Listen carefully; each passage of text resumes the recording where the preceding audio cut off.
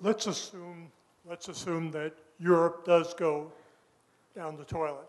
What is the implication of that for our economy and for the Chinese economy?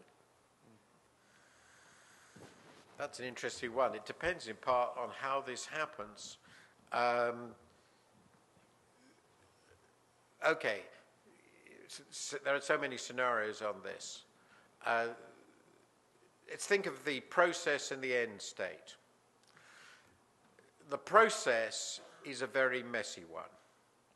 And though there's been a fairly large amount, let's suppose it breaks up. They agree to break it up.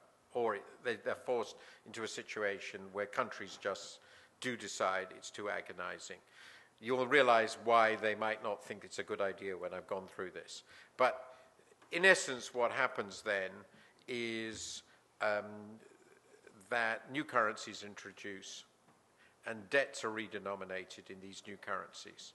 I haven't even tried to talk about which debts will be redenominated and how, but the general view would be domestic law debts will be redenominated in the new currency, and debts contracted in foreign jurisdictions, mostly London, though some in Frankfurt, will not. They will just go belly up. Now, there are a few things that would happen in this situation. There will be runs on all the banks, obviously. There would probably have to be exchange controls, which are illegal under European law, and there are no machinery for delivering it. And nobody would know what any bank was worth.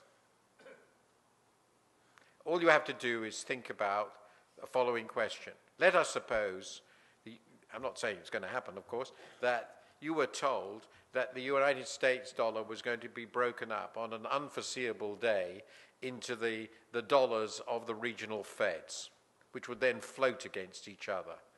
And you were then asked the question, what is the value of Bank America on day one? I promise you wouldn't have a clue. That would be the situation for all the major European banks, to the extent that they still operated cross-border. So the financial sector would freeze completely. There wouldn't be one until you sorted all that out and you worked out all the assets and liabilities. Now, I presume they are slowly going through all this process and working out what the assets and liabilities of every bank is and where they are. Even then, they wouldn't know the policies of the new governments, whether they've got access to this. Certainly, the banks are increasingly trying to match their portfolios country by country, assets and liabilities, in order to avoid this very risk. By the way, that's fragmenting the Eurozone banking system, and that links to the point we discussed earlier. But it would still be a huge mess. It's because it's such a huge mess that they really don't want to think about this. But in this situation, since the Eurozone banking system is one of the two biggest banking systems in the world, and I think its balance sheet is still significantly larger than the American one, you can safely assume that it will be a large global financial mess. Now, I assume that somewhat before this, American banks would have pulled in all their, or would have tried to pull in all their lines. Tricky to do, since they're the major customers. And of course, the US has lent them lots of money through the Federal Reserve.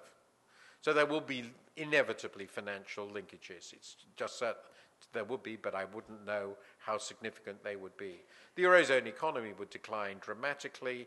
Financing from Eurozone banks, which are very important for emerging countries, would disappear, and there will be a large shock to the world economy.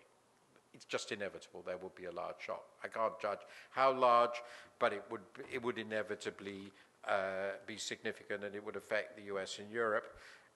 US corporations have huge assets in Europe. I think that's still probably the largest stock of their overseas investment of US firms are in these countries, all of which would have to work out their currency positions. And of course, enormous amount of trade is done with Europe. So it will be a global shock. That's the process, and it's sort of such a huge mess that most people just, as soon as they start thinking about it, there's a prize actually. A friend of mine, Simon Wolfson, has put up £250,000 for the prize for the best way of breaking it up. And the main conclusion I've reached from reading the proposals is that it's really hard to do. It's a 17-sided marriage with no divorce, with no prenup. It's a really big problem. This is what this would involve. Now, after that, one would assume things will somehow get back to normal, provided, but it's not quite clear what normal would be. All the European laws would have been broken. It's not clear how much of the single market would remain, because one of the reasons they created the Eurozone was precisely to have a single currency to go with the single market. They believed it would be impossible to have all these currencies floating against each other. It's not like having the US as the core of NAFTA. There's no core like that. All this integration would go. So that would be a big mess. There might be protection, who knows. The Eurozone project came as the top of the EU project, and we don't know how much of that would remain in this situation. So since this project of yours is partly about NATO, I think that would have some implications for this. At the most profound level, the US and European drive to create a more integrated Europe, which has been a dominant feature of post-war policy, of course influenced by the Cold War, among other things, would have taken a massive shock. So it has a geopolitical implications as well. I've just gone through some of the detailed aspects of it. I think the big conclusion I would make is nobody knows. It will be a mess. The mess would be over at some stage, and the world that would exist after that mess is over is really radically unpredictable, because it will be a fundamental regime change. It will be a different world. And that is why I have argued that in the end, confronted with this horrible mess, the Europeans are going to do everything they possibly can to keep this thing going, and we shouldn't underestimate their determination to do so, because the alternative is in some fundamental way, in these many ways, unthinkable. Now, people do unthinkable things. God, they do. But just possibly, they won't.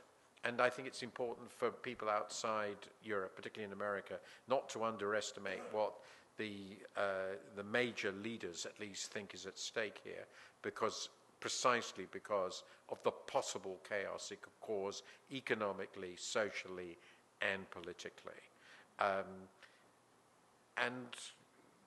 Europe ain't what it used to be, but it's still the largest economy in the world.